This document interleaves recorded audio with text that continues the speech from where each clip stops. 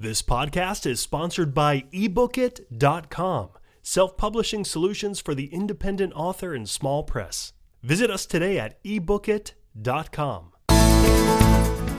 Welcome to the Toastmasters podcast, the official podcast of Toastmasters International. Hello, everybody. This is Greg Gazin. And I'm Ryan Levesque. Ryan, books, TV shows, movies, many have been made around competitions.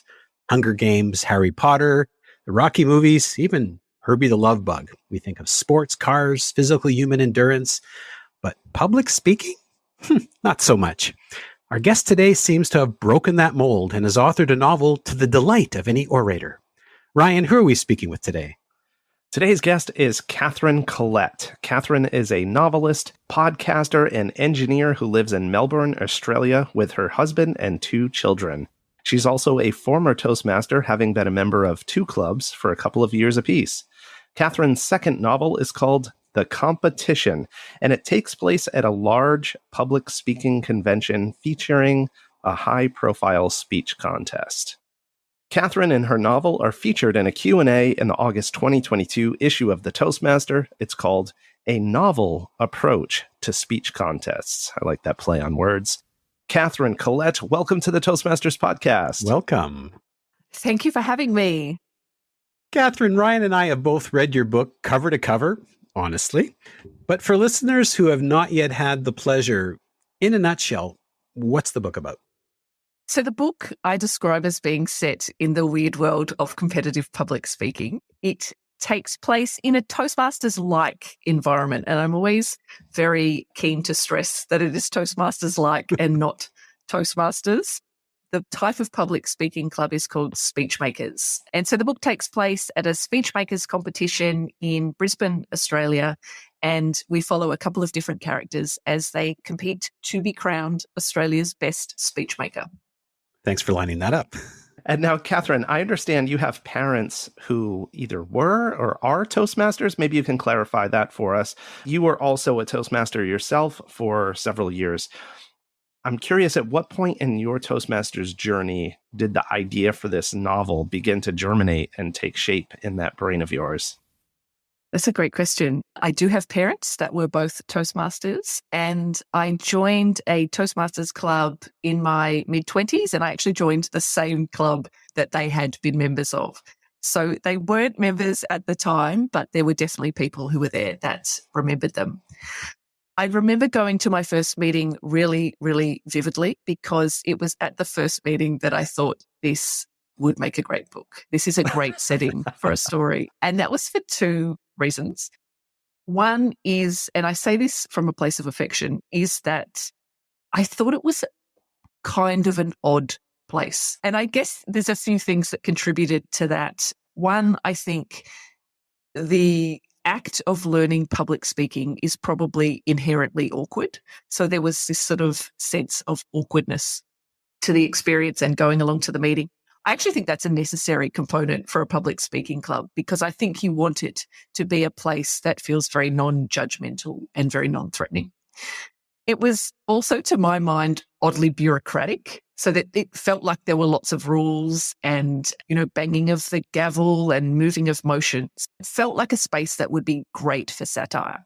However, alongside that, my first meeting, there was a woman that was joining the club, and she was a transgender woman, and I got to know her over time and sort of learned a little of her story. So basically, she was in the process of transitioning, and Toastmasters was the place that she was beginning that journey. And so outside of Toastmasters at that time, she was a completely different person. She was a male in the world, but at Toastmasters, she was what she described as her true self.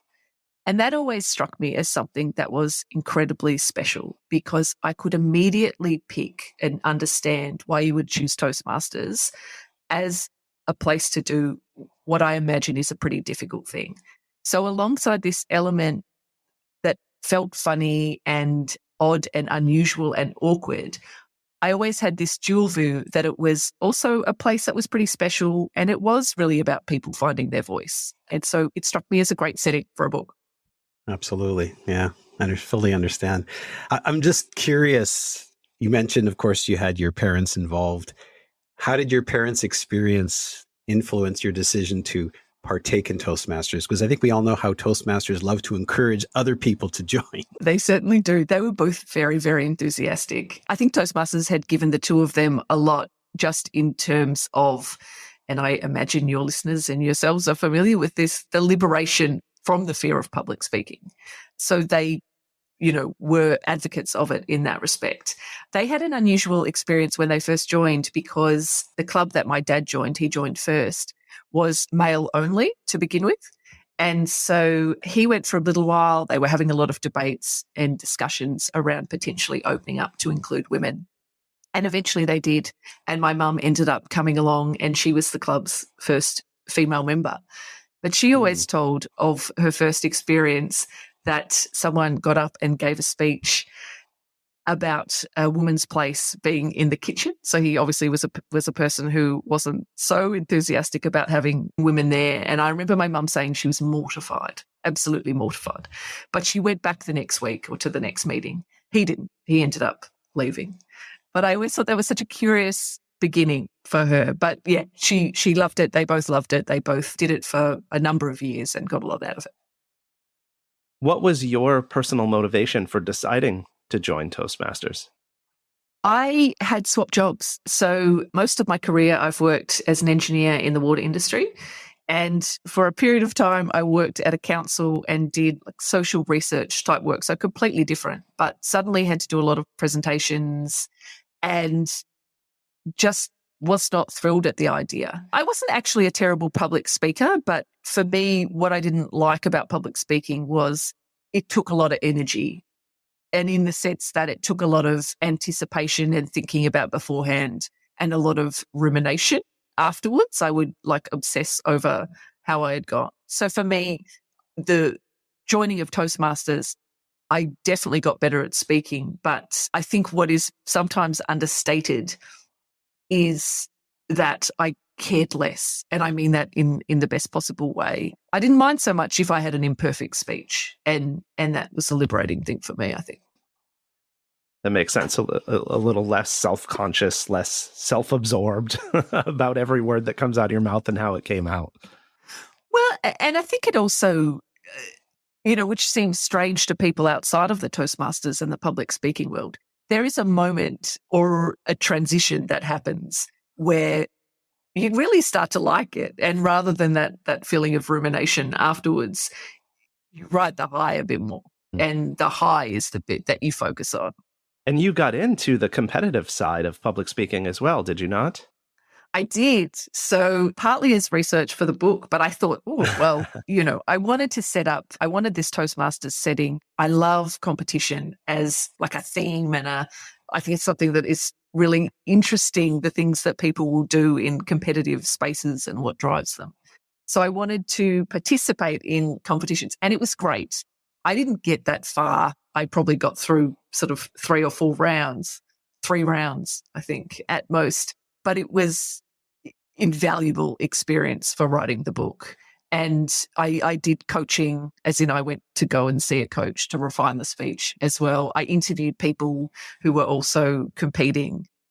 Katherine, the novel features numerous parallels, albeit exaggerated, between Toastmasters and the fictional organization Speechmakers. And I know you already said earlier on Toastmasters-like.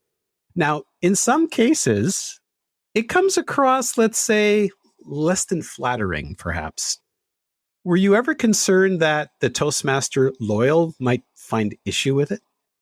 The style of writing that I do is a bit satirical. And that's one of the key reasons that I chose, and really from the outset, chose to have this fictitious world of public speaking rather than Toastmasters itself. There are elements that are Toastmasters-like, and I think some of that attachment to rules is exaggerated in the book. I do think that there are elements of what I would call bureaucracy or formality that exist in Toastmasters that I would see as a little bit quaint and outdated, and those do feature in the book. But I think ultimately the book is, I have called it a love letter to Toastmasters in many ways, because these exaggerated elements of Speechmakers. And they're exaggerated to the extent that Speechmakers is far more an enterprise that is about making money. And so they're charging for various workshops. They have essential oils that will calm your nerves. You can have audio recordings that relax you and tell you what a great speaker you are. I mean, Toastmasters obviously has none of that. And so in this exaggerated world of Speechmakers, one of the main characters is very critical of the direction that this Speechmakers world is going and how commercial it has become and how much it has become about making money. And so is very much attempting to move the Speechmakers, shift the Speechmakers direction back to a more pure, really a more Toastmasters-like in many ways undertaking. I think when you write a book, you also want to talk to bigger themes that exist in the world. And so something that I was critiquing, and that I don't see in Toastmasters, but that I was critiquing in general, is this self-improvement space that is about people making money and exists in the same way a diet industry exists to keep people, spending and feeling dissatisfied. That is something that I wanted to explore in the book, and the club itself was a good way to do that. Agreed. Katherine, I'm pretty sure you were just referencing one of the main characters in the book, whose name is Keith. And he is the epitome of the rules and protocol-obsessed speechmaker. He's conservative. He wants everything done by the book, follow the procedures. And not only is he critical of the direction that Speechmakers is going, he loves to give critical feedback to people and point out their weaknesses in their speeches. I'm pretty sure I've met Keith several times. Can you share with us your inspiration for this character? I think of Keith in some ways as a bit of a Toastmasters archetype. He is someone I feel like I have met elements of him in Toastmasters, but probably also, honestly, in life. And I think that aspect of Keith, I think when you talk about characters in books and how they change, what is this character's arc? The book takes place across a 3 to 4 day conference. So I don't know how much you can claim a character has completely changed, but the way that he starts to make decisions is different. But I think for Keith, what was really interesting for me was to look at a guy that on the surface you can say, oh, he's not that like, or he's a bit frustrating. But rather than him change a lot, I think the reader takes a different view of Keith over the course of the book. And you start to say, well, there are, a strict adherence to rules and protocols and policies can be frustrating. They exist for a reason in many ways. And so things like a really simple example of having timed speeches in meetings and having buzzers, if people go too far over time, you can say that's too much, that's unnecessary. But it also creates an environment that's really egalitarian and that is about a shared space and that everyone has a voice. So there's sort of both things can be true at the same time. And I really see Keith as the person that kind of epitomizes that. Awesome. Let's talk about the main character, Frances. She strikes me as highly unusual. She's an introvert. She struggles with mental health. She's pessimistic, snarky, judgmental, and she has a striking lack of self-awareness, which I think really all of the characters in the book, for the most part, do. And with all of that, with that personality profile, she joins Speechmakers and starts to find a level of success in competitive speaking. It seems almost unthinkable. What made you want to create a character like this and put her in such an unlikely scenario? So Frances is, her history in terms of public speaking is, and the reason that she is good at public speaking is that she's a former debater. So she's reasonably young. She's in her early 20s, and she was a really good debater, but had kind of a fall from grace that triggered, this spiraling and this downfall and some of this mental health sort of stuff. Early on in the writing of the book, I spoke to a friend who was a psychologist, and she had mentioned in passing that she had sent clients or people that came to see her to Toastmasters if they had social anxiety. It was one of the things that she had suggested. Mm-hmm. And that it was a good space for I don't know, people who were experiencing social anxiety. So I always found that interesting. One of the things that I thought about with Frances, I had a few different competitors that you get to know a bit more through this competition. And for each of them, I had a play on words or a sentence that kind of, to me, really distilled their story. And for Frances, her story was that she learns to tell the truth. And so that sort of was what her arc is about. She begins the book with this element of snarkiness and pessimism, but she does in embracing truth and speaking the truth. She sort of sheds a lot of those things. Not necessarily completely, but that's the arc for her. Whereas with Keith, I think some of his story was about learning to shut up. It was about learning to be quiet and let other people have the stage. And then there's another character, Alan, and his story is really about speaking up and speaking for himself. So I sort of had these ways that I saw these people's stories and their motivation for competing as being very different, but the way that speech and language could help with what they needed in life. Absolutely. Katherine, you wound up with a grant to travel to the International Convention in Denver, I believe in 2019. Can you tell us how that came about? And maybe more importantly, how did your experience on the ground at the convention shape your presentation of the Speechmakers Convention and speech contest that we see in your novel? That convention was amazing, can I say. I got a grant through one of the local writers' centres in Victoria, in Australia, and I put it in, and it felt like a lot of money. I think it was about 12,000 Australian dollars. And so I put it in and really just didn't even think it would happen. And I had already been to a more local conference. I don't know what level conference. I'd been to a couple of conferences anyway, but nothing like the international one. And I remember them calling and saying, "Oh, yeah, we want to give you this money," and just being like, "Really? Anyways, but the conference was amazing. The main things that I took from that, aside from going to watch the speeches and the speaking competition and going to the workshops, was just the buzz. It was so alive. It was so positive. It was such a beautiful space. And so that kind of buzzy element was something I really wanted to capture. The other was just seeing the speakers that were competing and with kind of an entourage around them, having coaches, and I hadn't really thought much about that. Yeah, it was such a high. It was a great experience. I would be very keen to go back and do it again. We certainly wanted to know how the on-the-ground experience obviously shaped your presentation of the Speechmasters Convention. Is there anything else that, let's say, inspired you to create an event or some elements of your book? There were some workshops that happened at that convention, and I attended a lot of them, but a lot of them had great names or great things, and that was something I really played with in the book. I think there was a speech where someone talked about having a phrase that pays, and so that you would have a speech, but you would have this phrase within the speech that paid, and I really liked that idea of a phrase that pays. I didn't put that in the book, but I came up with these, a bit over-the-top titles for our seminars and workshops. One I was very attached to was something called How to Grow Your Club, a Mormon Case Study.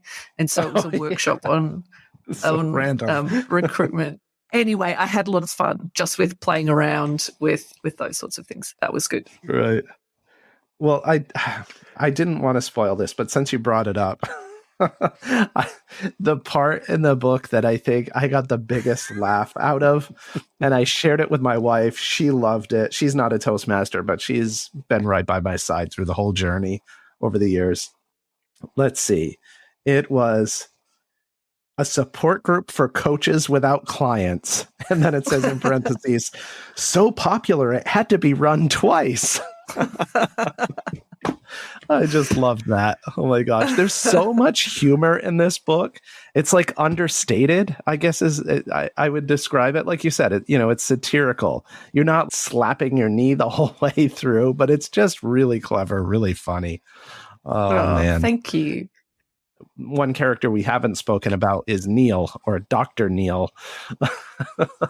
It's just such a poor thing. Oh my goodness. And he's a doctor, it turns out, of accounting, I believe. Yes, Neil, that was actually something that I remember had happened to a university lecturer of mine. He had a doctorate in mathematics, and he said that he flew on a plane once and someone had a heart attack, and the flight attendant came over and was like, "Oh, Dr. So-and-so, can you help? We've got someone's had a heart attack." And he said, "I just felt so inadequate. I could not do a thing." So he didn't fly again with the doctor prefix. Right. Yeah, that's one of those sad but true types of situations. I was going to say it's obvious that from even our discussion, but also reading the book, that the book has found readership both amongst Toastmasters and non-Toastmasters. I'm curious, what kinds of feedback have you received from both types of readers? I have received good feedback from both. My favorite feedback is the feedback from people who have been in the public speaking world that say there's so much of this that resonates with me and feels very true. Yeah, that's the feedback that excites me the most. I think because you capture that world, but capture that world with both sides of it, I think, is the feedback that I get excited about. Anything from non-Toastmasters that sticks out? A fellow writer who writes crime said that he felt that I could talk about, they talk a lot about creating tension in writing crime. And he said it's got a crime level of tension through it, which I thought was a really great compliment, because it's sort of a funny thing at competition. I think competition is in some ways easier on film. I realized through the writing of the book that to have a competition around public speaking is sort of a funny thing, because nothing happens on stage. It's literally just a person talking. So the meaning that is attached to a speech has to happen off stage. Yeah, it's sort of a funny anomaly. But the stories, the characters, the situations certainly carry it through without having done anything on the stage. Thank you. Well, here's an idea for you. So my wife had looked over the book at some point, and there's actually a comment on the back that surprised me a little bit. One of the reviewers referred to it as a laugh out loud kind of rom-com. And while there was a little bit of a budding romantic element between a couple of the characters, I wouldn't have called it a rom-com. I'm not sure if you would have. But anyway, her idea, and feel free to steal this if you like. Are you familiar with the Hallmark Channel? No, I'm not. Okay, so here in the States and maybe elsewhere as well, but there's the company Hallmark that makes greeting cards, and they have a movie channel which is known for these really over-the-top romantic films, kind of like a romance novel, but in film, often with like washed-up actors from the 80s and whatnot. This is sounding great. Yeah, but the thing is, I mean, I'll admit it right here, I've watched more than a couple with my wife, and they're like, it's like the guilty pleasure. Like they're some of them are just so good you get hooked in despite yourself. But anyway, my wife was like, this would be, you've got, usually you've got the like meet cute scene that happens in the coffee shop or whatever in these romantic films. But she's like, a public speaking competition. What a great setting for like a romance novel. I love that. As I said earlier, I had no idea how the story would end until the very end. So the fact that it kept me thinking, and my thought was totally out to lunch, but loved the ending. Yeah, it was great. And then just the whole revelation of the backstory of Frances, you alluded to it before. I'm not going to spoil it for the listeners, but of what happened in her past that led her to be the way she is today, and what she was dealing with and trying to redeem, was like, wow, didn't see that coming. Which happened. As far as I know, that is a true story of something that happened. Tell us a little bit about your previous book, your first book, The Helpline.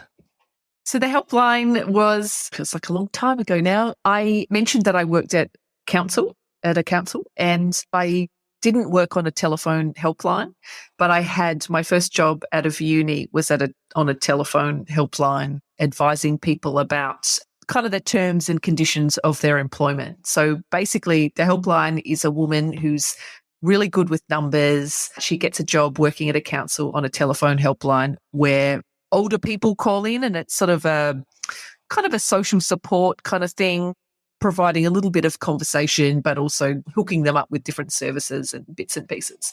Anyway, this woman, Jermaine, is wholly unsuited to that job. All she wants to do is automate it. And so she becomes immersed in this council world, and in particular with this senior citizens club that the council is looking to shut down. Nice. Wow. I can already imagine with your satirical style how that must be a lot of fun.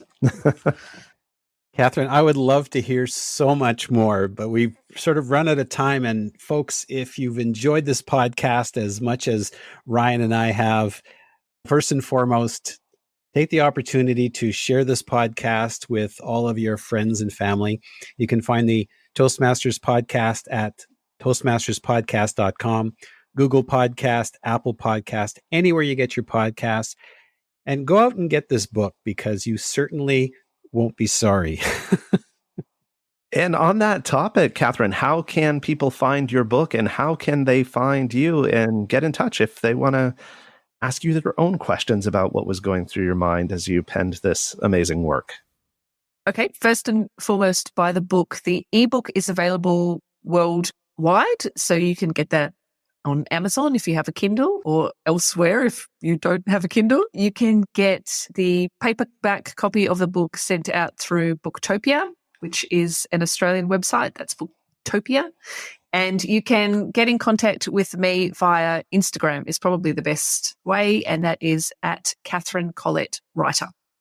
Fantastic. Katherine Collette, thank you so much for coming on the show today. It has been an absolute pleasure and look forward to your next contribution. Thank you for having me.